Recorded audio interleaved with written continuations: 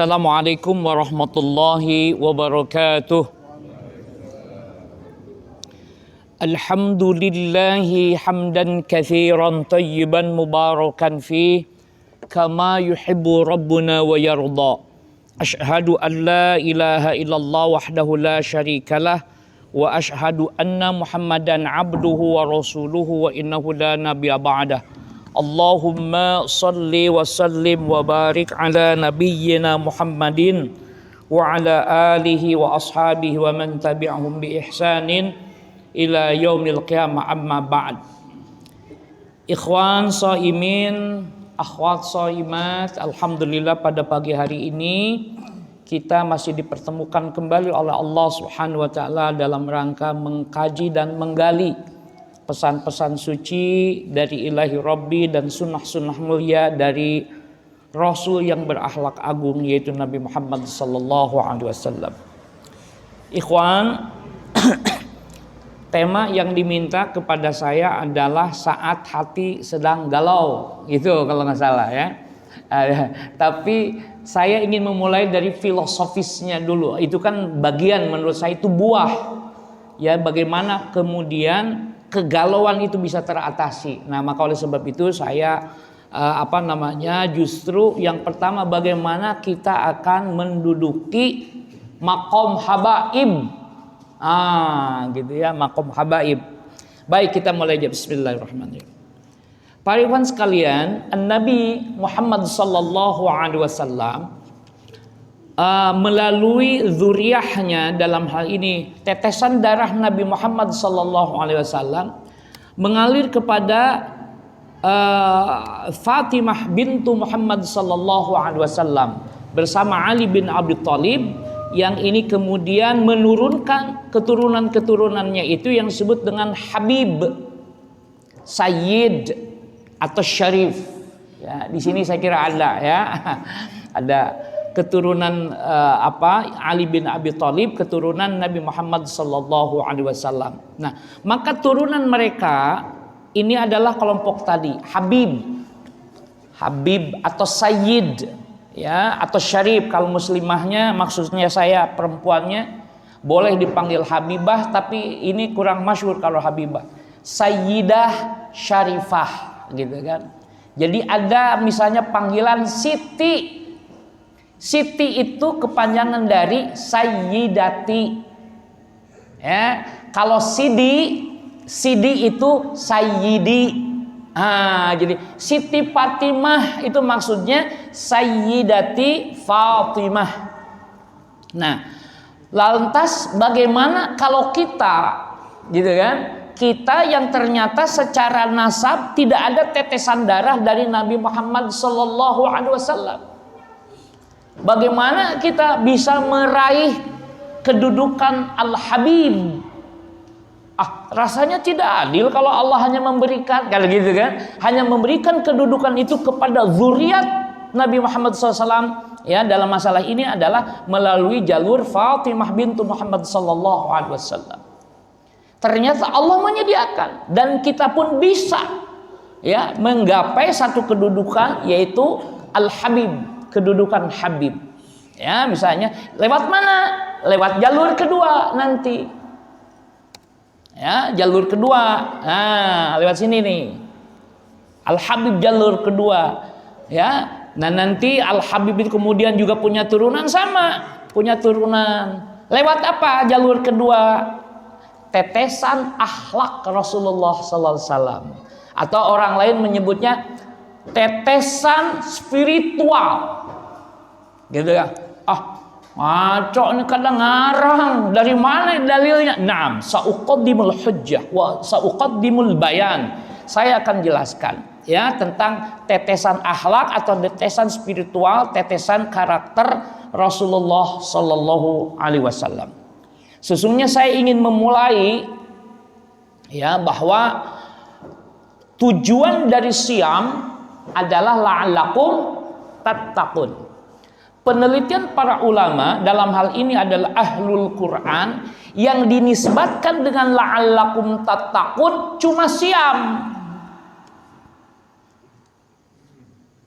Salat nggak ada dihubungkan dengan la'allakum tattaqun. La salata wala zakata wala shadaqata. Nggak ada tuh yang la'allakum tattaqun kecuali siam. Saya kemukakan bahwa ikhwan dan akhwat sekalian, di dalam Quran itu yang artinya imsak itu ada dua macam. Yang pertama saum, yang kedua siam. Sama artinya imsak, artinya menahan. Hanya kemudian kata para ulama, saum itu mufrad, siam itu jamaknya. Nah, saum ini disebutkan di dalam Al-Quran dalam surat Maryam ayat 26. Kata ibu Maryam, inni nazartu lirrahmani sauman. Sesungguhnya aku bernadar kepada Allah, kepada Ar-Rahman untuk tidak berkata-kata. Jadi sauman itu yang digunakan dalam ayat itu artinya tidak menjaga mulut untuk tidak bercakap-cakap. Ya, itu sauman. Nah, jadi kalau menjaga dari satu persoalan disebut saum. Tapi kalau kita berhenti dari persoalannya banyak, maka disebut siam. Nah, yang diwajibkan oleh Allah kepada kita adalah berhenti dari berbagai macam. Jadi bukan hanya satu macam atau dua macam, tapi jamak macam-macamnya. Gitu ya. Biasanya para ulama memberi contohnya makan, minum, hubungan suami istri 3 minimal. Karena memang namanya jamak minimal 3. Gitu ya. Oke, baik. Ikhwan, dalil yang yang dijadikan alasan yang saya kemukakan tetesan akhlak di dalam surat Ali Imran ayat 31. Qul, katakanlah olehmu ya Nabi Muhammad, in kuntum tuhibbunallah, jika kalian mencintai Allah, maknanya mentauhidkan Allah, maknanya mengakui bahwa Allah itu esa, memiliki nama dan sifat husna, fattabi'uni, maka ikuti aku, ikuti Nabi Muhammad sallallahu alaihi wasallam. Jadi kalau kita kemudian ngikuti Nabi Muhammad, berarti spirit kita jadi sama. Sama dengan siapa? Dengan Nabi Muhammad sallallahu alaihi wasallam. Ya, tetesan spiritualnya nyantol ke kita, maka kemudian dinyatakan oleh ayat tadi, yuhibbukumullahu wa yaghfir lakum dzunubakum. Nanti Allah akan mencintai engkau. Nah, kalau Allah sudah mencintai kita karena kita mengikuti Rasulullah, mengikuti risalahnya, mengikuti sunnah-sunnahnya, maka kita masuklah kelompok Habib dari jalur kedua, gitu ya. Nah, bahkan kemudian wa yaghfir lakum dzunubakum, dan Allah akan mengampuni dosa-dosa kamu, wallahu ghafurur rahim, dan Allah Maha Pengampun lagi Maha Penyayang. Itu definisi bahasa terjemahnya. Soalnya kan nanti akan kita bahas sesungguhnya ya. Nah, ini dasar bahwa ternyata ada jalur kedua yang tidak melalui jalur nasab, ya. Tidak hanya melalui jalur tetesan darah, tapi nanti tetesan spiritual. Untuk bisa memahami tetesan spiritual tadi, ya harus kembali kepada tujuan siam. Tujuan siam itu adalah la'allakum tattaqun. Tattaqun itu adalah fi'il mudhari, begitu kata ilmu nahwu, gitu kan. Fi'il mudhari itu lil hal wal istiqbal, untuk sekarang dan yang akan datang. Maka terjemahnya seringkali senantiasa. Ya, senantiasa. Jadi la'allakum tattaqun, agar supaya kamu senantiasa mengaplikasikan, kalau itu kata kerja, maka mengaplikasikan nilai-nilai ketakwaan. Jadi la'allakum tattaqun, agar kalian menjadi bertakwa. Nah, itu masih ambigu, kita nggak ngerti maksudnya apa. Nah, rupanya tattaqun itu fil mudhari. Jadi agar supaya kita terus-menerus senantiasa mengaplikasikan nilai-nilai ketakwaan. Kalau kemudian nanti ikhwan, kalau sudah menjadi sebuah terus-menerus, maka ini menjadi kebiasaan.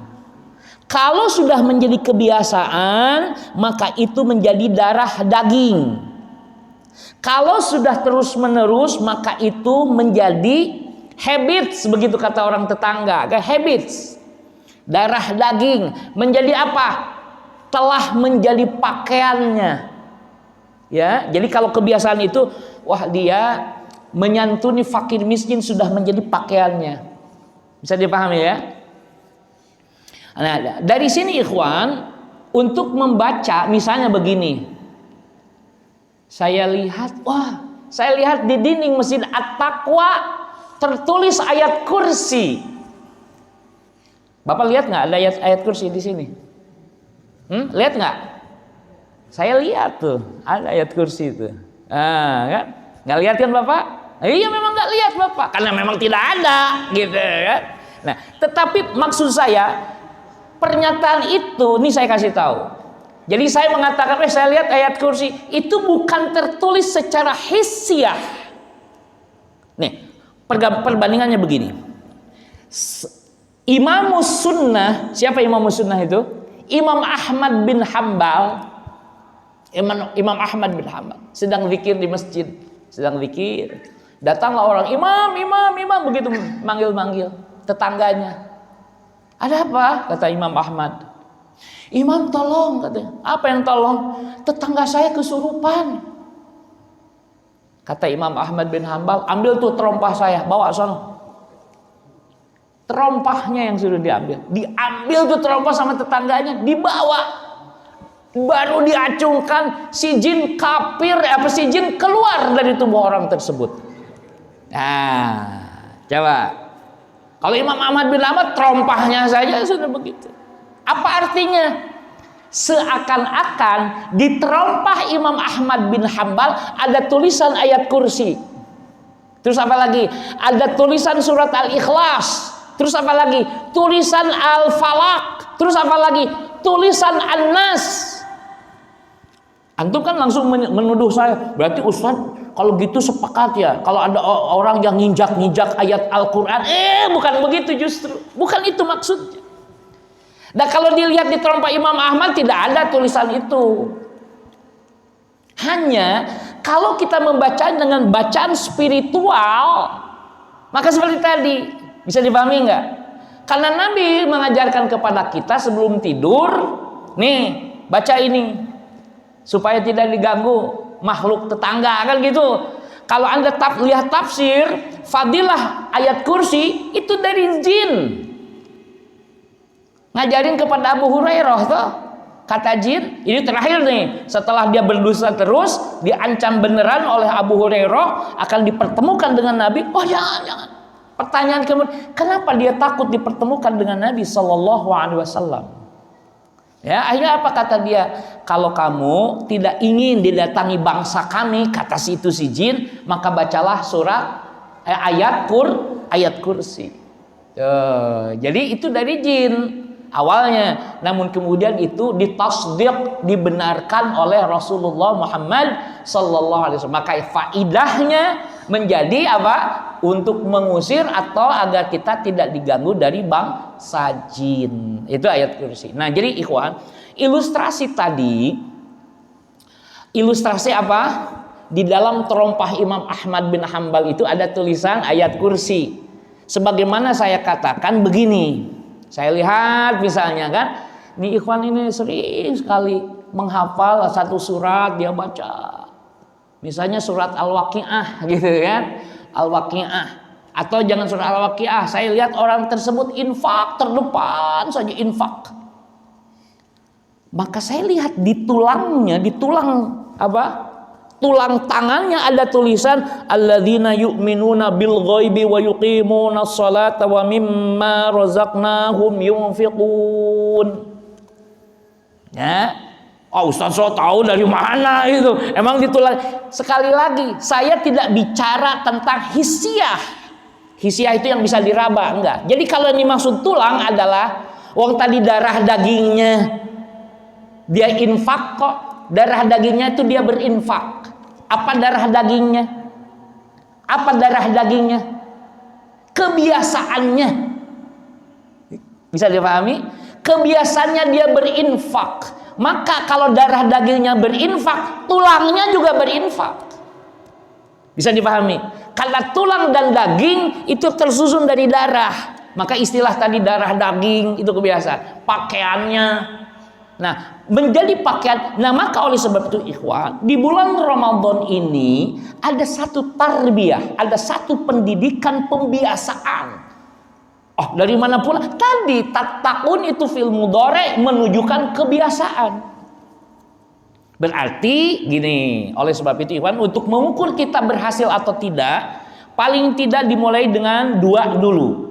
Pertama, apakah seluruh kemaksiatan mampu kita hindari? Itu satu. Kalau jawabannya ya, modal tuh.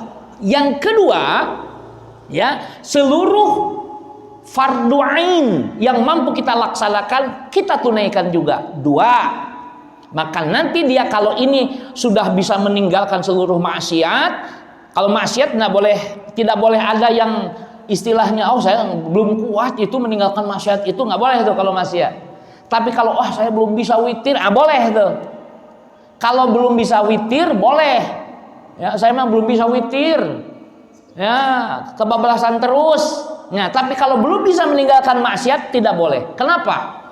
Karena maksiat itu harus ditinggalkan tanpa pilihan. Makanya tidak ada istilah mastata'tum dalam maksiat itu. Tinggalkanlah oleh kalian maksiat sekemampuanmu, nggak ada. Yang ada, kerjakanlah sesuatu, perintah itu mastata'tum, sekemampuan kamu.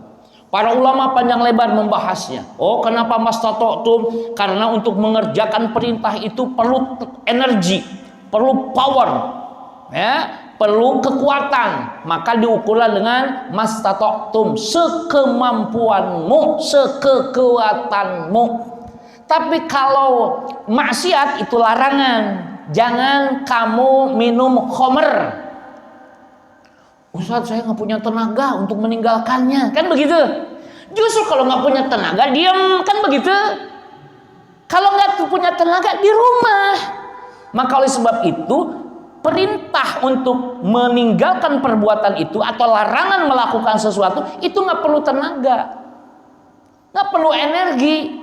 Dilarang minum, ente minum berarti ente punya tenaga, bisa minum. Nah, tetapi justru dilarang untuk minum khamr, minuman yang memabukkan, maka dengan tanpa tenaga sudah diam aja. Itu bisa terlaksana, gitu ya. Oke, ini saya kira yang harus kita pahami. Maka kembali kepada persoalan tadi, berawal dari kata apa tadi? Dari kebiasaan, maka sampai kepada kebiasaan-kebiasaan yang kita hidupkan. Jadi setelah dua tadi, meninggalkan seluruh kemaksiatan, kemudian yang kedua, mempraktekkan fardhu ain, mengaplikasikan fardhu ain, baru setelah itu memilih keutamaan-keutamaan. Misalnya yang kita tahu saja, misalnya pendidikan di siam Ramadan yang kita kenal semasyhur adalah Qiyamul Ramadan atau Qiyamul Lail. Ada yang menyatakan nikmatul bid'ah, kata Umar bin Al-Khattab, yaitu tarawih. Tarawih itu sholat malam berjamaah. Yang sesungguhnya dulu hanya dilakukan oleh Nabi 3 malam saja. Jadi malam keempat itu kategorinya kalau mau bid'ah. Maka Umar bin Khattab mengumpulkan orang di zamannya, kemudian dinunjuk orang untuk ngimami, maka kata Umar, nikmatul bid'ah, senikmat-nikmatnya bid'ah. Dari sini jadi dasar bahwa tidak semua bid'ah adalah dhalalah. Oke? Nah, ini berdasarkan pernyataan Umar bin Al-Khattab, berarti tidak semua bid'ah adalah dhalalah. Oke, nanti pembahasan itu insya Allah nanti akan kita perdalam. Tapi saya katakan ini dulu. Nah, maka pembentukan karakter. Jadi nanti keutamaan apa tadi? Maka tekuni. Saya tidak nuntut banyak, satu saja. Misalnya saya tidak akan absen dari sholat tarawih. Tiap malam dia tarawih. Kapan tarawih dilakukan di sini? Ba'da Isya. Betul? Ba'da Isya. Ya, karena ada yang nanti ba'da nisfu lailah, setelah tengah malam baru tarawih mereka, gitu kan? Ada yang 2/3 mereka tarawih, yaitu tadi sholat tahajud. Ya, wa minal laili fatahajjad bihi nafilatal lak. Ini ditujukan kepada Nabi Muhammad bahwa tahajud itu sebagai amalan nafilah tambahan. Asa ayyab'atsaka rabbuka maqaman mahmuda. Mudah-mudahan Tuhanmu akan membangkitkanmu untukmu maqaman mahmuda, tempat berdiri yang terpuji. Maksudnya maqama bima'na makanah, maknanya adalah tempat yang terpuji, kedudukan yang terpuji. Nah, untuk bisa ke situ perlu pembiasaan. Nah, pembiasaannya ini di sini adalah apa tadi? Tarawih ba'da isya. Nah, apakah nanti kita terus gimana pendidikan itu? Pendidikan selama Ramadan itu kalau lewat Ramadan berarti selesai pendidikannya? Kita katakan yes, telah selesai. Apa begitu? Enggak, justru itu modal yang harus dibawa, ditingkatkan di bulan Syawal. Memang kalau begitu, emang di bulan Syawal ada sholat tarawih. Tentu harus diganti namanya, karena antum belum setuju kalau saya masih menyebut itu tarawih. Jadi saya katakan tarawih itu bukan nama sholat, Pak. Tarawih itu bukan nama sholat. Tarawih itu maknanya adalah sifat. Tarawih itu artinya santai. Tarawih itu artinya santai. Jadi ya, tarawih misalnya begini, habis 2 rakaat salam, berhenti dulu berdoa, lanjutkan lagi 2 rakaat salam, berhenti dulu santai, doa lagi, masing-masing berdoa. Ada yang minta mau nikah lagi, ya kan? Ada yang minta ini, minta itu, masya Allah. Nah itu silakan, nggak masalah, ya gitu. Jadi aduh, ya Allah, kami ini sedang membangun masjid, ya Allah mudahkan agar masjid ini segera selesai. Ada yang begitu juga, ya kan? Ada yang kemarinnya sempat ribut sedikit sama istrinya. Aduh, ya Allah ternyata begini resikonya punya istri yang cantik, yang masih muda. Terlalu banyak permintaannya, ya Allah, kan begitu. Alah, yang begitu khusyuk. Ya, kan? Iya. Kata para kiai itu resiko kalau punya istri cantik masih muda. Resikonya apa? Banyak diminta. Tapi kalau istrinya biasa-biasa saja, karena gitu kan. Ini kata para kiai, bukan kata saya ngutip aja ya.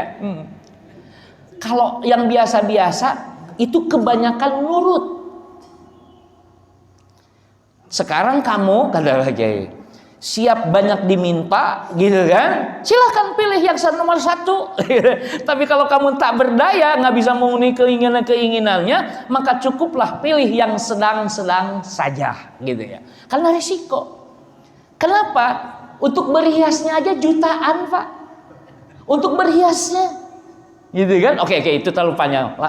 Ini aja. Tapi saya kutip sedikit itu maksudnya, oh ya sadar ya, bahwa memang semua ada resikonya, gitu ya. Oke, baik. Jadi ikhwan ini, nah oleh sebab itu ikhwan, segala sesuatunya maka harus dibiasakan sekarang. Nah nanti di bulan Syawal, sholat ba'da isya, yang saya maksudkan ba'da isya itu tahajud atau qiyamul lail itu kan terbagi menjadi 3 bagian. 1/3 malam, setengah malam, 2/3 malam. Boleh dipilih. Termasuk juga qiyamul Ramadan sesungguhnya. Ada yang 1/3, ada yang 2/3, gitu ya. Nah, kan pertanyaan kita begini. Kalau 1/3 saya sudah tarawih, kalau saya bangun sahur mau sholat lagi gimana? Kan begitu persoalannya. Kenapa persoalan itu muncul? Karena dulu yang saya baca di dalam literatur sunnah, Nabi itu sholat tarawihnya, saya sebut sholat tarawihnya, artinya sholat qiyamul Ramadannya itu saya hitung sekitar 8 jam. Maka wajar Ibu Aisyah menjelaskan sampai bengkak-bengkak kakinya. Kemudian Ibu Aisyah bertanya, lima tasna hadza ya Rasulullah, mengapa engkau lakukan ini wahai utusan Allah? Madza qala Nabi, apa yang Nabi katakan? Afala akunu 'abdan syakur, apakah aku tidak boleh jadi hamba yang bersyukur? Nah, jadi kalau kita ribut 23 atau 21 dengan 11 ribut yang sunnah yang mana, gitu kan? Kalau lihat pada praktek kita hari ini, saya tidak tahu di sini. Biasa di sini jam berapa mulai taraweh? Jam 8. Nah, biasanya setengah 8 lah ya. Biasa kan setengah 9 udah selesai ya. Jam 9 lah gitu. Berapa jam berarti? 1 jam lebih gitu kan. 1,5 jam itu sudah hebat. Tapi tetap itu kalau mau jujur belum sampai ke tingkat sunnah. Belum sampai ke tingkat. Siapa? Ustaz berani mengatakan bahwa itu ke tingkat belum sampai tingkat sunnah? Iya, memang kenapa? Ya tapi kan sunnahnya 11 rakaat. Kata siapa? Kata Ibu Aisyah. Oke, contreng. Sunnah tuh 11 rakaatnya. Kedua, misalnya gitu ya. Berapa jam? 1,5 jam. Nabi 8 jam, Mas. Berarti bukan sunnah tuh. Ketiga, kaki antum sampai bengkak-bengkak? Tidak. Tidak. Nabi mah bengkak-bengkak. Berarti dari 3 saja tidak. Sunnahnya 2. Makanya saya lebih menyukai tidak ribut.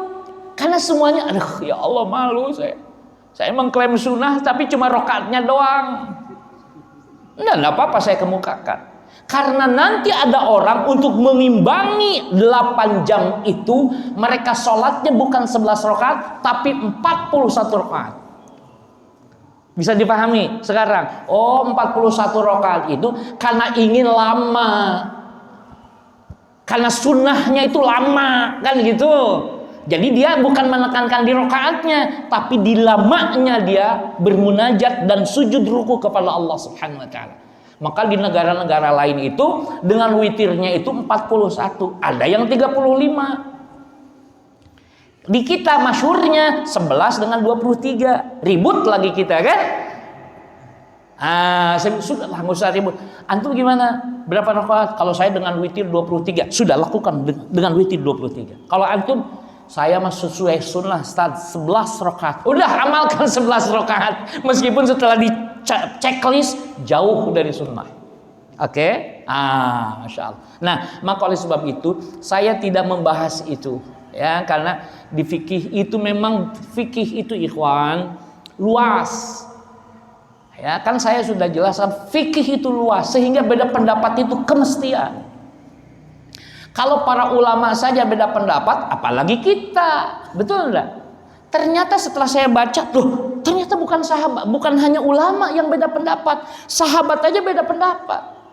Ternyata setelah baca lagi, ternyata bukan hanya sahabat yang beda pendapat, golongan Nabi juga ada yang beda pendapat.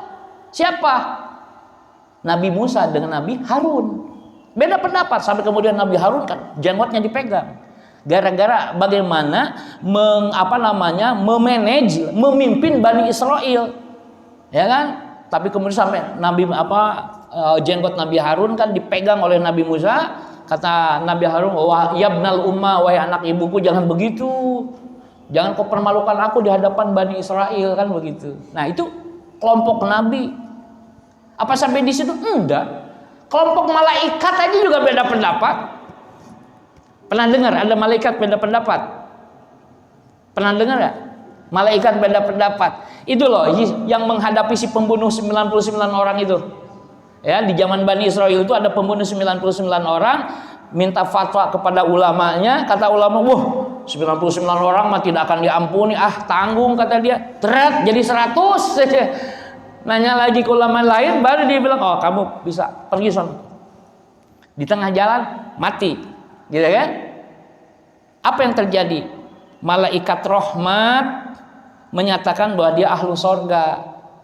Malaikat yang satu lagi mengatakan la huwa finnar. Ikhtalafa hadzanil malaikatan. Berbeda pendapat dua malaikat ini sehingga Allah mengutus malaikat berikutnya.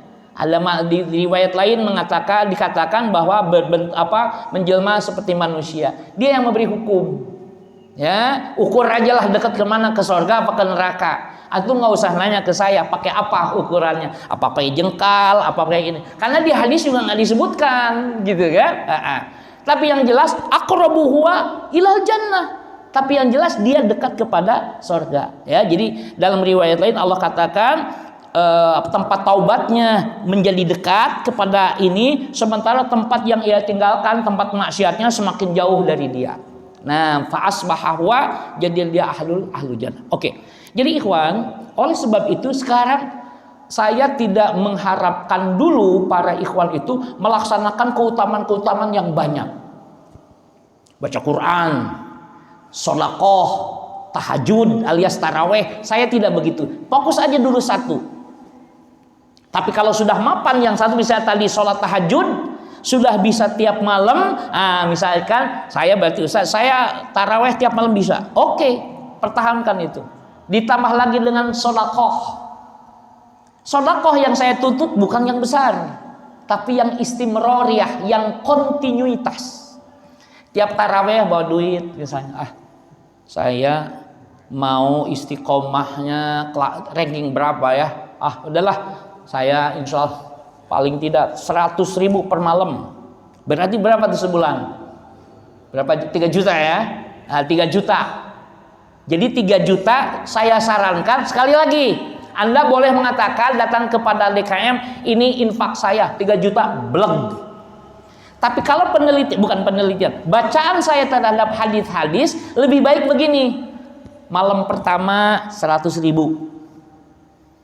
malam kedua 100.000, malam ketiga 100.000. Karena ini yang paling disukai oleh Allah. Amalan sedikit tapi dawam itu lebih disukai oleh Allah daripada amalan banyak tapi sekaligus. Saya sholat tahajud khusyuk, sholat tahajud khusyuk 11 rakaat itu benar, mulai dari jam 12 malam sampai menjelang subuh jam 4, berarti 4 jam khusyuk. Besoknya pleng gak sholat tahajud. Nanti sebulan berikutnya. Nah, yang seperti ini, meskipun ini juga dapat pahala, tidak lebih baik dibanding yang tadi, yang bangunnya 3:30. Ya, 3:30 itu kan berarti masih 1 jam tuh. Ya, terus dia misalnya 4 rakaat dia sholat malamnya, witirnya 3, berarti cuma 7 rakaat. Tapi dia dawam, atau jangan 7, 2 plus 1. Misalnya 2 rakaatnya dia sholat tahajudnya, yang 1 rakaat witirnya. Jadi cuma 3 rakaat. Tapi istimroriyah, kontinuitas ini lebih baik. Kenapa? Karena akan terasa terasa membekas. Gitu terus. Ya. Jadi ini saya kira hal yang harus kita pahami. Ya. Maka oleh sebab itu ikhwan, ini pembiasaan. Nah, saya kira ya pokoknya biasakan, pilihlah. Kalau kita sudah bisa ngambil 1 keutamaan, mau ditambah jadi 2 keutamaan, yang pekerjaan lainnya. Kalau tadi bisa terus baca Quran, one day one juz misalnya, bagus. Saya kan orang kerja, tidak mungkin lah saya harus baca Quran 1 juz sehari. Anda mau berapa mampunya? Ya 1/2 juz. Lakukan 1/2 juz. Tapi tadi istimror terus menerus. Tiap hari baca Quran 1/2 juz. Saya mah nggak biasa 1/2 juz. Berapa? 10 ayat. 10 ayat. Sampai pada akhirnya nggak biasa, kebanyakan 10 ayat Ustaz. 1 ayat. 1 ayat Anda baca. Ya, hanya begini. Alif Lam Mim. Shadaqallahul azim. 1 ayat. Saya. Tetapi nanti ketika Anda sampai kepada misalnya kepada ayat yang panjang, ya tuntaskan 1 ayat. Lillahi ma fis samawati wa ma fil ard. Wa in tubdu ma fi anfusikum aw tukhfu yuhasibkum bihillah. Nggak boleh sampai situ, tuntaskan. Gitu ya. Karena komitmen kita satu ayat. Sampai segitunya sesungguhnya kemudahan kita dalam pendidikan ini. Ya. Nah, kalau sudah terbiasa istiqomah 1 ayat, atau kalau orang lain kan 1 juz, ya kita 1 ayat istiqomah. Berarti nanti kita disebut sebagai qori, si pembaca Quran. Yang dikehendaki tadi terbentuknya karakter. Karena tadi la'allakum tattaqun, agar supaya kamu senantiasa mengaplikasikan nilai-nilai ketakwaan. Saya ngasih contoh apa tadi? Pertama, sedekah. Ini tujuannya setelah apa? Setelah tadi meninggalkan seluruh kemaksiatan. Kedua, mengamalkan apa yang menjadi kewajiban ain, fardu ain. Nah, baru ketiga, milih keutamaan apa. Nah, dari situlah kemudian nanti dari keutamaan-keutamaan ini juga bisa kita dipanggil dari sisi mana. Ya, apa dari Ar-Royan, karena kita selain saum Ramadan dilanjutkan. Ikhwan, sekali lagi, kenapa orang dianjurkan berpuasa tadi? Karena puasa siam itu yang dinisbatkan kepada la'allakum tattaqun. Tidak ada ibadah lain kecuali siam. Maka oleh sebab itu ikhwan, ada orang kemudian memfokuskan di siam. Setelah Ramadan dia sudah berpikir 6 hari Syawal. Siam 6 hari Syawal. Puasa dia 6 hari. Kemudian setelah 6 hari dia berpikir kemudian 3 hari tiap bulan.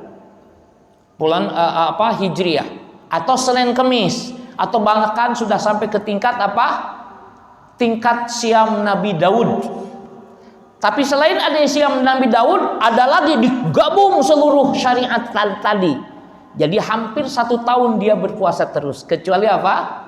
Puasa yang dilarang oleh Allah Subhanahu wa taala. Nah, kenapa? Karena mereka sudah sampai ke tingkat memahami keutamaan siam. Keutamaan siam itu doanya, nafasnya tasbih, gitu loh. Nah, sekali lagi nih, nafasnya adalah tasbih. Gimana cara memahaminya? Apakah dia mengucapkan begini ketika puasa? Subhanallah, apa begitu? Tentu kita memaknainya seperti itu, karena nafasnya adalah tasbih. Orang berpuasa, maksudnya gini, orang yang berpuasa, namanya berpuasa berarti lisannya menahan dari mengatakan sesuatu yang zur, yang kotor, yang dusta. Maka dia menghindar dari kemaksiatan sama dengan dia bertasbih, gitu ya, karena mulutnya. Makanya sesungguhnya siam kita juga dasarnya pengendalian mulut. Kalau kita siam tapi mulut tidak terjaga, Allah nggak terima tuh ibadah kita, saum kita, siam kita. Meskipun menahan makan, menahan minum, tidak hubungan suami istri di siang hari itu, tapi kalau lisannya masih tidak terjaga, Allah tidak memerlukan saum kita. Dalil, apa dalilnya? Hadis mengatakan, man lam yada' qaulaz zuri wal amal bihi falaysa lillahi hajatun fi ayyada'a ta'amahu wa syarabahu. Siapa orang yang tidak bisa meninggalkan perkataan dusta, saksi palsu, dan ia beramal dengan kedustaan itu, maka Allah tidak memerlukan dia meninggalkan makan dan minumnya. Berarti kita dicatatnya sebagai apa? Kelaparan, kehausan, gitu. Ya, tarawehnya ngebut, nggak jelas mau kemana. Berarti dicatatnya apa? Olahraga. Ya, karena maknanya nggak ngerti. Ruku sujudnya tidak dinikmati. Bagaimana kemudian bisa menjawab persoalan yang menjadi tema kita di saat kita galau? Nah, sesungguhnya ikhwan, kalau pendidikan siam Ramadan ini dipenuhi dengan benar, maka tidak ditemukan kegalauan. Karena apa-apa dia ngadu kepada Allah seperti tadi. Bahkan di dalam sujudnya dia punya masalah. Apa saja masalah? Tentu masing-masing nggak jelas. Saya nggak tahu, permasalahan bapak-bapak nggak tahu. Itulah sebabnya dari sini kita bisa paham kenapa syariat mengajarkan kalau berdoa masing-masing. Berarti saat kalau doa bersama salah? Enggak salah. Sekali lagi, doa bersama enggak salah. Ya, Nabi juga pernah berdoa dan diaminkan sahabat, atau sahabat yang berdoa, Nabi yang mengaminkan, pernah. Ya, jadi tidak ada masalah. Tapi maksud saya kenapa disarankan masing-masing? Karena kita masing-masing punya keperluan yang berbeda-beda. Nah, nanti kalau kita baca lagi kemudian bahwa sujud adalah tempat terdekat antara khalik dengan makhluk, atau makhluk kepada khaliknya. Itu saat sujud terdekat. Maka kata Nabi, perbanyaklah doa. Nah, tempat mengadunya sedang sujud. Sujud kapan, Ustaz? Semua sujud. Boleh nggak kalau di akhir saja? Tidak salah. Gitu ya. Karena memang diperintahkan oleh Nabi untuk berdoa waktu sujud. Nah, nanti ada pertanyaan nih, Ustaz, itu doa ketika sujud itu diucapkan atau dalam hati? Kan begitu biasanya kita kan ngejar. Kata ulama lain, kalau dalam hati mah ngelamun, Mas. Kalau dalam hati mah melamun. Katanya gitu, ya. Saya tidak salahkan dulu tuh. Oke. Nah, kalau namanya berdoa itu diucapkan. sedang sujud, Allahumma ighfirli wa liwalidayya warhamhuma kama rabbayani shaghira. Allahumma inna nas'aluka husnal khatimah. Allahumma inna nas'aluka husnal khatimah. Di waktu sujud itu gitu. Kan gak boleh ada tambahan, tapi ini hadis Nabi menyatakan begitu. Jadi boleh khusus untuk sujud. Di luar sujud tidak boleh. Nah, dari sini kemudian terjawab. Nanti kan kita juga nambah lagi masalah. Sujudnya Ustaz, doa di sujud itu pakai bahasa Indonesia atau bahasa Arab? Kan begitu? Antum bisa bahasa Arab? Bisa. Oh, sudah pakai bahasa Arab. Bisa antum doanya pakai bahasa Arab. Ustaz, jangankan doa tambahan, doa yang harus dibaca aja saya belum hafal semuanya, Ustaz. Ya sudah pakai bahasa antum. Tuh, gitu ya. Nah, khusus di sini sekali lagi garis bawahi bahwa khusus di waktu sujud. Oke. Nah, di situ kegalauan itu tumpahkan pada Allah. Jadi ketika kita galau itu maka para ulama terdahulu kalau galau salat 2 rakaat. Salat 2 rakaat. Nah, belakangan saya baru kemarin lah sedikit mau nangis saya. Ada satu kisah tentang Ibrahim bin Adham. Ibrahim bin Adham ini waliullah. Dia kemudian membeli kurma di depan Masjidil Haram. Beli kurma. Dan sesuai dengan transaksinya. Namun ketika itu dia melihat ada kurma di bawah timbangan. Dia menyangka bahwa itu adalah bagian yang ia beli. Kemudian ia makan. Nah, beliau kemudian biasanya dari Mekah itu pergi ke Yerusalem, ke Masjid Aqsa. Sampai di Masjidil Aqsa, dia berdoa. Nah, dia mendengar percakapan para ulama. Mendengar percakapan 2 malaikat. Malaikatnya, wah ini Ibrahim bin Adham yang doanya selalu dikabul. Dijawab oleh malaikat yang satu lagi.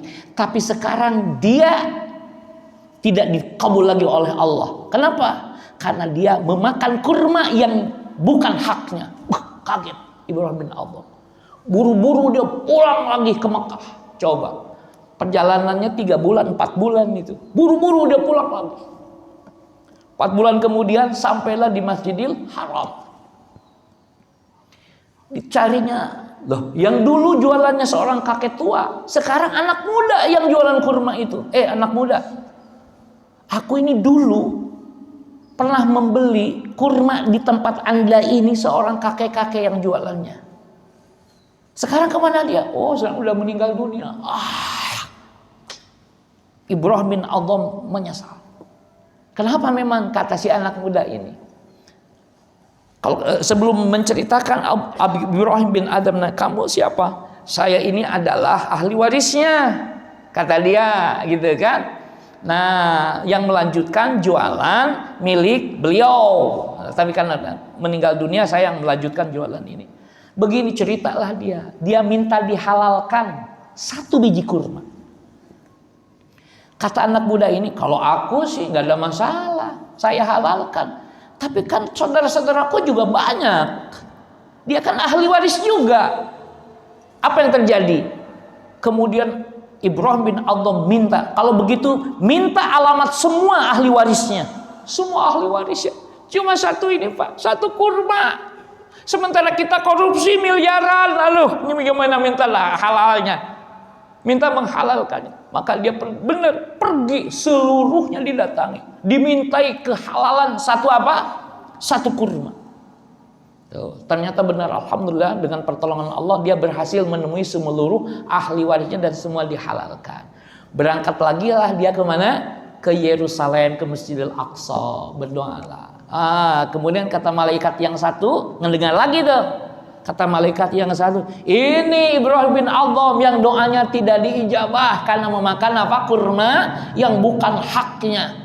Malaikat satu mengatakan, tapi sekarang dia akan dikabulkan kembali doanya karena dia telah meminta dihalalkan, seperti itu. Jadi mereka mendengar ya percakapan para malaikat. Nah, kalau tingkat mendengar percakapan malaikat, tentu mungkin makomnya bukan kita ya.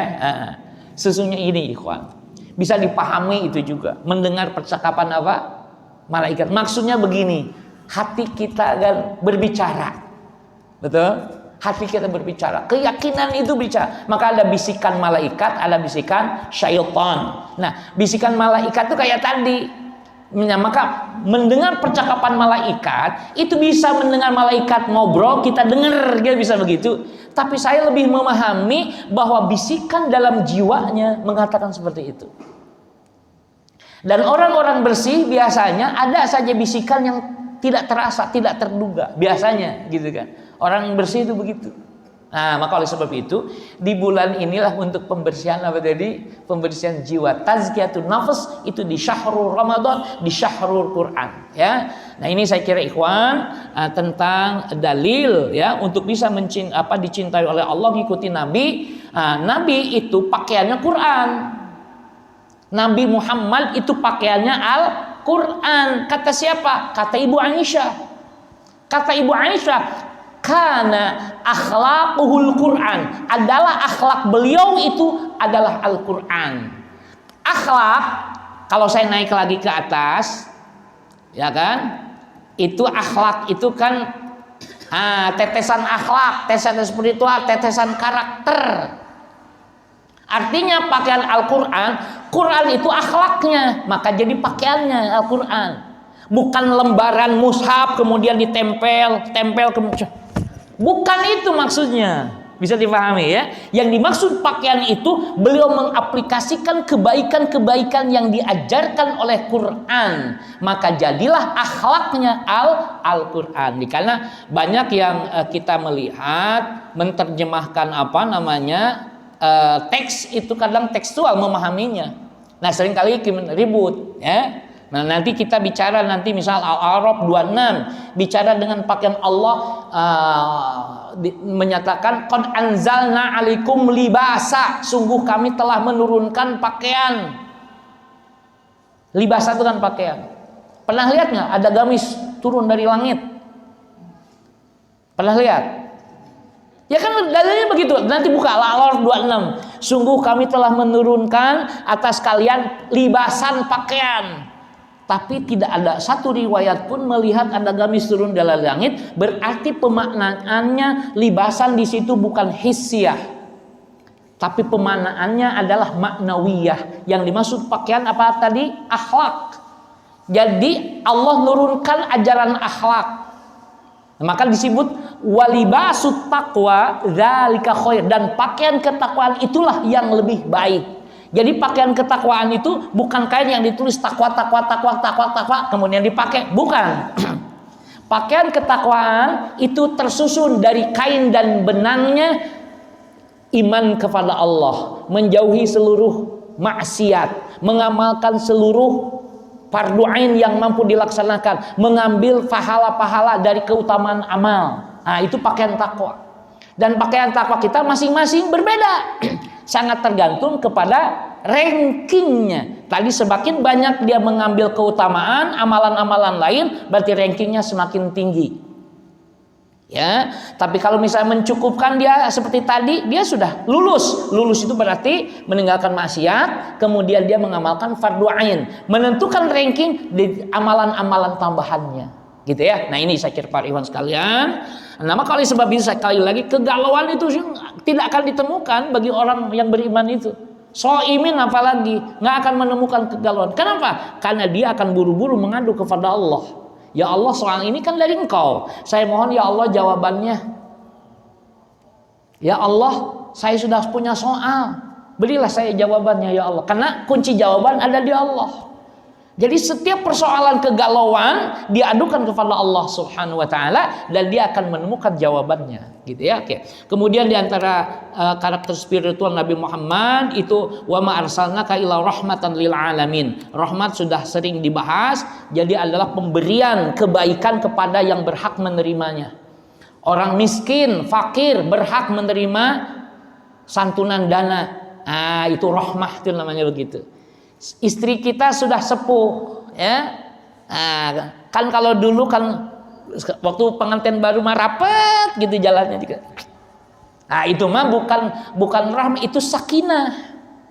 Tapi kalau rahmah itu bukan lagi syahwat.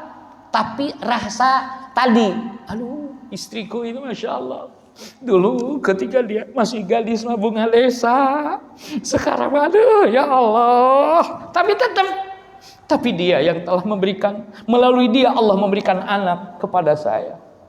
Dia yang selalu nyiapkan kopi kalau saya mau bekerja. Ya Allah, rahmati dia. Dipegang pelan-pelan sambil dia juga pakai tongkat atau begini tongkatnya.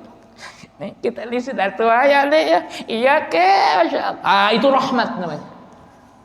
Kalau rahmat itu kasih sayang tanpa syahwat. Ya, tapi kalau mawaddah itu rasa sayang karena syahwat. Bisa dibedakan ya?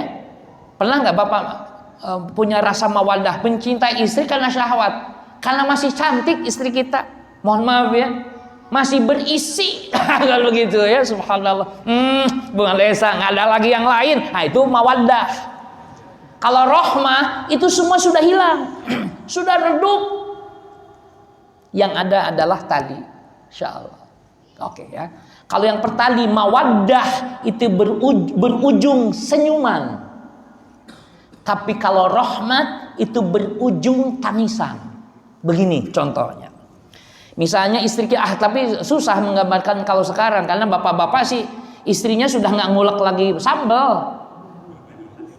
Padahal yang ingin saya contohkan itu ngulek sambal kan begini. Ketika kita pulang kerja, istri kita lagi bikin sambal. Kita datang, tidak terdengar sama istri kita salam kita. Kemudian kita berdiri di pintu dapur sambil memandang istri kita yang sedang ngulek sambal. Di situ gambaran keindahan tergambar sehingga Masya Allah ya Allah, istriku si bunga desa. Kan begitu, itu mawaddah. Nah kan biasanya ilustrasinya sedang asyik bikin sambal, tidak tahu kalau dia sedang dipandang suaminya.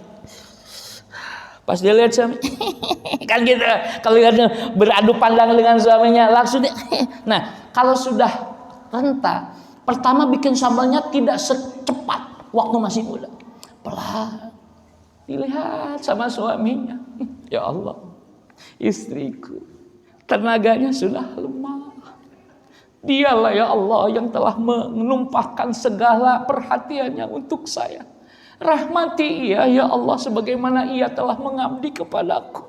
Nah, nangis bahagia jelas. Itu nangis rahmat ya. Nah, maka oleh sebab itu ikhwan, sifat itu kalau kita hidupkan di bulan ini, melihat orang itu, ada orang yang susah itu seakan-akan itu menimpa anak kita. Adek sedang apa, Dek? Jualan, Pak. Kenapa sepagi ini, semudah ini kau sudah jualan? Ayah saya sudah meninggal dunia, ibu saya sudah meninggal dunia. Tapi saya punya adik 3 masih kecil-kecil. Masya Allah. Nah itu muncullah sifat rahmah. Nah ini hidupkan. Ya berarti kalau kita muncul sifat rahmah, berarti Anda telah tertetesi darah spiritual Rasulullah Sallallahu Alaihi Wasallam. Itu maksudnya ya. Jadi nah begitu juga menurut menurut Taubah 128 sifat Rasulullah itu banyak itu. Tapi saya menyatakan juga bahwa diakhiri dengan Raufur Rahim. Yang di Muhammad itu selalu mikirkan kita. Ya, ini makanya saya katakan kalau kita beda pendapat nggak usah sampai saling melaknat lah, naudzubillah, jangan. Sudah kalau Anda beda pendapat dan itu berbekas di hati, kalau Anda tidak berani memandang dari depannya, pandang dari belakangnya ikhwan kita itu. Lihat dari belakangnya. Dia kalau ketemu dengan saya debatnya selalu menjatuhkan saya. Biasanya kan tergores tuh luka itu biasanya. Nah, setelah itu Anda tapi ternyata ya Allah, dia itu umat Nabi Muhammad. Meskipun dia suka baca kunut di waktu subuh sementara aku tidak, beri dia ya Allah hidayah dan taufik. Apa makna beri dia ya Allah hidayah dan taufik? Maksud pemikiran kita kan beri dia ya Allah pemahaman seperti pemahaman saya. Kan begitu kan? Yang dimaksud beri dia hidayah taufik itu berilah dia pemahaman sebagaimana aku memahaminya. Enggak, saya bilang meskipun begitu tetap ya, seperti itulah konsepnya. Doakan kepada Allah. Ya Allah, beri dia hidayah dan taufik meskipun pemahaman antum sesuai dengan pemahaman antum. Nah, nanti dia juga akan berdoa begitu kepada kita. tentu dia juga tidak akan berani memandang dari depannya, mesti dari belakangnya. Ya Allah, ternyata dia umat Nabi Muhammad yang selalu difikirkan oleh Nabi Muhammad. Beri dia ya Allah hidayah dan taufik. Sama-sama. Yang tadi si A yang kita pandang, ya Allah beri dia hidayah dan taufik, kita pun didoakan oleh dia, berilah dia hidayah dan taufik. Apa Allah jadi bingung? Enggak.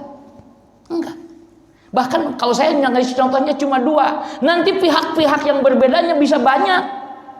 Ya, kalau banyak apa nama Allah bingung? Enggak, sekali lagi. Karena bagi Allah semuanya mudah, tidak ada yang sulit. Nah, tetapi saya katakan ikhwan, kalau kita tadi saja, kalau beda sampai terjadi sesuatu, doakan saja agar Allah memberikan hidayah dan taufik kepada dia. Sebagaimana dia juga agar Allah memberikan taufik dan hidayah kepada kita. Nanti taufik dan hidayah bentuknya seperti apa terserah kepada Allah. Karena bisa jadi nanti semuanya menjadi lapang dada. Yang baca doa kunut waktu subuh baca doa kunut, kita juga lapang. Kita tidak baca doa kunut waktu subuh, dia juga menjadi lapang melihat kita. Akhirnya kemudian masa-masa, ya Allah terimalah ruku dan sujud kami ya Allah.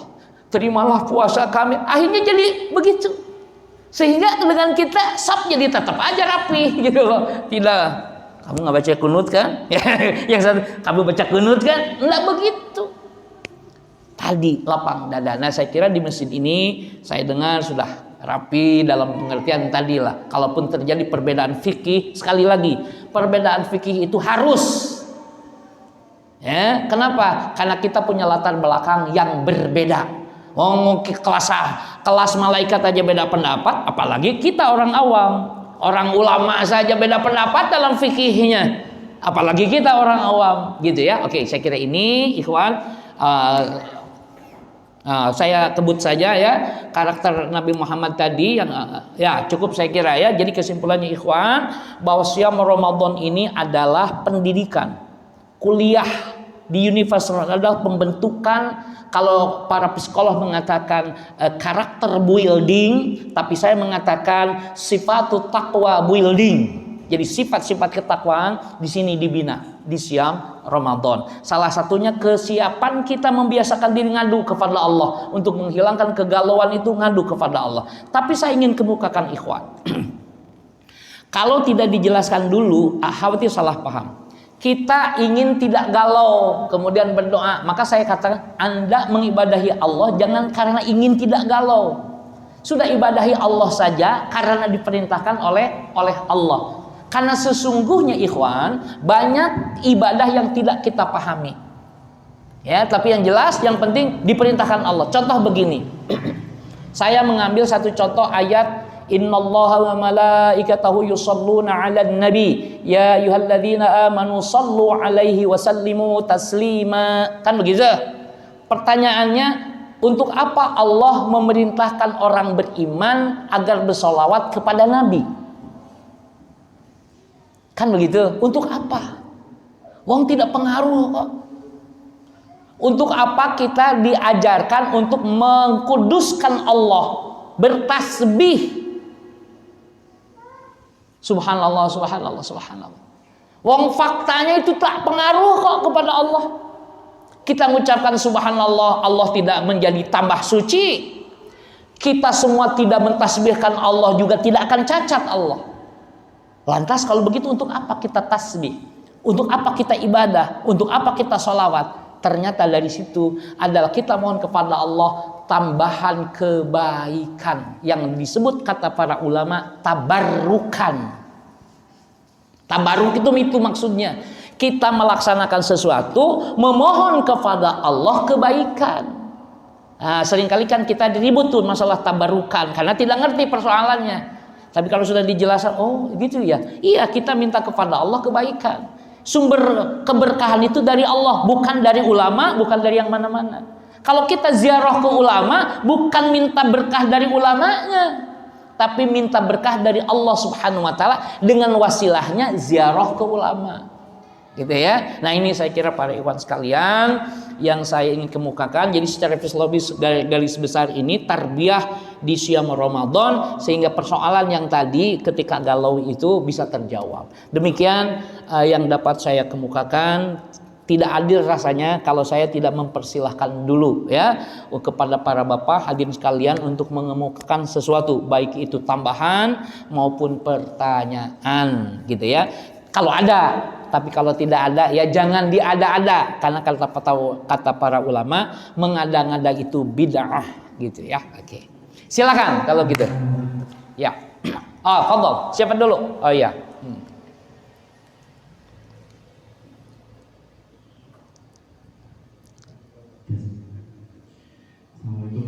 Waalaikumsalam warahmatullahi wabarakatuh. Izin bertanya. Fadhol. Yang terkait 3 hal: meninggalkan maksiat, mengerjakan fardu ain, Naam. baru memilih salah satu atau salah 2 yang tambahan. Iya. Yang kedua, ketiga, solusi juga saya sendiri sudah cukup paham. Cuma yang pertama, totalitas meninggalkan maksiat itu masih butuh penjelasan lebih detail, karena definisi maksiat seperti apa yang dimaksud ulama di sini. Masya Allah. Kayak zina, minum dan sebagainya, itu belum apa maksiat apakah yang contoh nih, kita lagi naik motor dan sebagainya, melihat ada wanita cantik buka mulut, kita maksiat itu bisa memberikan maksiat juga. Oke, kalau baik. pas kita sholat, tiba-tiba ikat yang lain, Iya. juga bermaksiat. Iya. Itu mungkin lebih Baik. Ya ini Masya Allah, pertanyaan bagus sekali. Jadi maksiat seperti apa? Jadi seluruh maksiat baik kabir maupun sogir, termasuk yang tadi sepele ya. Jadi ini saya ingin mengumpulkan pada dasarnya dulu. Jadi dasarnya itu juga harus dihindari. Fakta nanti di lapangan Allah Maha tahu apakah itu termasuk. Jadi bisa jadi para ikhwan sekalian begini, Anda ini harus maksiat, bisa jadi begitu, agar Anda mengetahui rasanya tobat. Kalau gitu saya mau maksiat supaya merasakan tobat. Ya, tobat itu dalam pengertian istighfar tidak harus melakukan maksiat. Gitu ya. Oke, kembali ya, akhi ya. Jadi istighfar tidak harus melakukan maksiat. Ibu Aisyah itu termasuk yang ingin tahu dulu maksiatnya apa sehingga harus bertaubat, harus istighfar. Udah kalau gitu kamu mohon ampun kepada Allah. Kata Ibu Aisyah, apa salah saya? Dari apa saya harus memohon ampun kepada Allah? Jadi ada yang seperti itu. Tapi ada juga seperti kita, mau kita ingat dosanya atau tidak, istighfar saja. Ya, wong Nabi saja yang sudah diampuni dosanya, istighfarnya berapa per hari? Minimal 70 kali, minimal. Ada riwayat lain 100. Kembali kepada persoalan tadi, seluruh maksiat diusahakan ditinggalkan.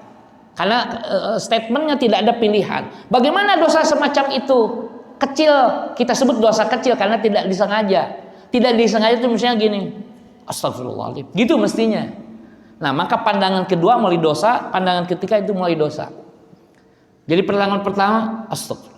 Gitu. Oh gitu Ustaz? Iya, kalau begitu. Jadi bukan sama juga gitu. Nanti di sini juga bicara kok.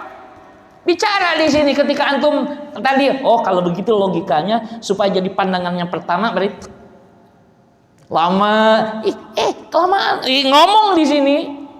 Ya, oke. Jadi saya kira sekemampuan kita upayakan. Begini akhi, nanti ada dosa yang langsung ma'fu. Ma'fu itu dosa yang langsung dimaafkan oleh Allah. Ada dosa yang dibayar oleh pahala, gitu kan? Kan yang tidak bisa itu ketika seseorang belum tobat dari syirik, itu dipastikan harus tobat kalau syirik. Tapi jika itu selain syirik, maka bisa seperti tadi. Pertama, jika Allah berkehendak langsung dimaafkan. Yang kedua, memang seluruh dosa, seluruh maksiat semuanya akan diampuni oleh Allah ketika dia bertaubat.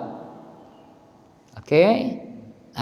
Gitu akhi ya. Jadi penjelasannya seperti apa, maksiat seperti apa, kelas-kelasnya, pokoknya kelas yang mohon maaf, kelas dosa kecil maupun sampai dalam dosa kelas besar, semuanya upayakan Ya, semua paksakan kita untuk tidak melakukan maksiat itu. Adapun seperti tadi, ya kan ada dosa yang bisa dihapus dengan istighfar. Astagfirullah. Tapi ada dosa yang tidak bisa dihapus dengan istighfar. Tidak pula bisa dihapus dengan sholat. Tidak bisa juga dihapus dengan yang lainnya, kecuali bisa dihapus dengan tetesan keringat di jalan Allah. Misalnya, maka oleh sebab itu Bapak cari nafkah yang halal, itu bisa menghapus dosa seperti gambaran tadi. Misalnya begini, Bapak punya salah sama tetangga. Nah, ini dosa ini tidak bisa dihapus dengan puasa, tidak bisa dihapus dengan sholat. Bisa dihapusnya dengan berbuat baik kepada dia, memohon maaf dan berbuat baik kepada dia. Nah, begitu juga ini tadi satu contoh, maka contoh-contoh yang lain, gambaran yang tidak bisa diampuni langsung dengan istighfar kayak tadi. Nah, maka oleh sebab itu disyariatkan kita mohon maaf atau kalau kepada Allah mohon ampun, kalau kepada sesama Bani Adam adalah mohon maaf.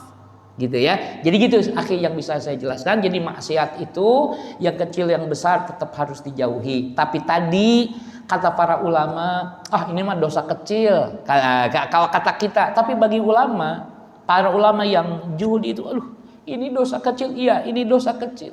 Tapi dosa besar bisa terkumpul dari dosa-dosa kecil. Ini kecil, jadi besar. Karena kata mereka, kain itu terdiri dari benang-benang. Logika para ulama itu begitu, masya Allah. Ya. Jadi maka oleh sebab itu mereka, kalau mereka melakukan dosa kecil, itu seperti kita melakukan dosa besar. Ya, kita mah baru merasa tobat itu kalau dosa besar. Ulama seperti tadi siapa? Ibrahim bin Adham. Ya, hanya kurma saja 1 biji itu seperti dosa besar. Karena tingkatannya, kategorinya seperti tadi saya katakan. Nah, kita juga paling tidak tingkatkan sehingga kepedulian pada kita, termasuk di kantor, kalau bukan hak kita jangan. Karena khawatir tadi bisa mengakibatkan apa? Tidak dikabulnya doa-doa kita. Ya, demikian akhi yang bisa saya jelaskan. Wallahu a'lam bissawab. Ada lagi? Ya, kalau tidak ada ya janganlah, gitu ya. Yang penting kita paham, kita upayakan untuk bisa diamalkan. Mungkin ada, silakan mana? Bib, silakan Bib. Assalamualaikum warahmatullahi wabarakatuh. Waalaikumsalam warahmatullahi wabarakatuh. Terima kasih Pak Ustaz yang telah memberikan pencerahan di pagi hari ini. Alhamdulillah dengan perbedaan di Masjid At-Taqwa dengan kecerdasan beragama, alhamdulillah. Masya Allah, alhamdulillah. Semuanya bisa menerima dengan segala kerendahan, ya. Nah. Sama-sama yang penting adalah ukhuwah intinya. Sahih. Dan ini yang mungkin mewakili kemarin itu kami ada rapat untuk pembentukan panitia zakat. Nah. Namun mungkin istilahnya temanya masih galau karena masih berpikir bahwa ketika kita menerima beras dari para mujahidinya itu, maksudnya menerima zakatnya ini kan berbeda-beda. Untuk berasnya ada yang Rojolewe, ada yang Cianjur. Nah, ini ada pemahaman kita bahwa harus dicampur, beras itu baru dibagikan kepada masyarakat. Jadi kalau misalnya tidak dicampur, ya kita per kilo atau gimana, itu gimana Ustaz? Oke. Ya, Masya Allah. Assalamualaikum warahmatullahi wabarakatuh. Waalaikumsalam warahmatullahi wabarakatuh. Begini, ini menarik nih. Ini kategorinya adalah persoalan kontemporer namanya. Pertanyaan saya untuk menggali, untuk mendapatkan jawaban begini. Adakah di DKM yang menemukan dalil baik dari Quran maupun sunnah yang mengatur masalah itu harus dicampur atau tidak? Jawabannya tidak ada. Misalnya, kalau jawabannya tidak ada, kumpul tadi hasil musyawarah, keputusan DKM itulah yang diikuti. Ketua DKM-nya mengatakan campur, sudah sampai nama atona campur. Kata ketua DKM, udah sebaiknya ini dipisah saja. Nah, ini yang kelas bagus untuk fakir miskin karena mereka tidak biasa makan yang seperti ini. Nah, kalau yang ini itu mereka yang agak tinggi sedikit meskipun kategorinya fakir miskin. Jadi keputusan ketua DKM setelah rapat, setelah musyawarah, maka itulah dasar untuk kita katakan sami'na wa ata'na. Setelah kita menggali dari Quran, menggali dari sunnah, menggali dari pendapat-pendapat para ulama, ternyata tidak ada yang menjelaskan harus dicampur atau tidak. Gitu ya. Paling tidak ada nggak kiasnya yang bisa dikias, dianalogikan? Oh, tidak ada. Ya sudah kalau begitu. Gitu ya. Maka oleh sebab itu, di sini di masjid ini yang punya kewenangan memutuskan persoalan adalah ketua DKM. Tuh. Tinggal sami'na wa ata'na saja. Gitu, ya. Oke. Nah, tentu ketua DKM yang bijak ngumpulkan dulu ya para ahlinya, atau dalam hal ini bukan ahli kita sebut apa, staf DKM dan orang-orang yang dipandang mengerti tentang persoalan yang akan dibicarakan, diundang undangan khusus. Kalau dalam bahasa ini staf ahli gitu, undang. Nah, putuskan bismillah dengan mohon pertolongan Allah, maka keputusannya dicampur. Bismillah dengan mohon pertolongan Allah, maka keputusannya tidak dicampur, gitu ya.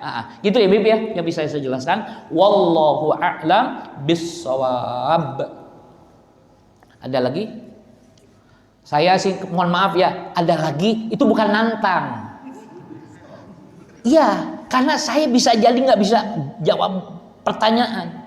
Tapi saya kan ada lagi, khawatir saya pulang ada yang menggerutu, aduh tadi kenapa nggak ditanyakan ya, waktu masih ada, nah, gitu. Nah, saya pertanyakan, karena pernah terjadi seorang syekh ngasih ceramah, ya kayak kita lah, tapi ada di pojok sana seorang diem aja. Para ikhwan hadirin sekarang silakan bertanya, nggak ada.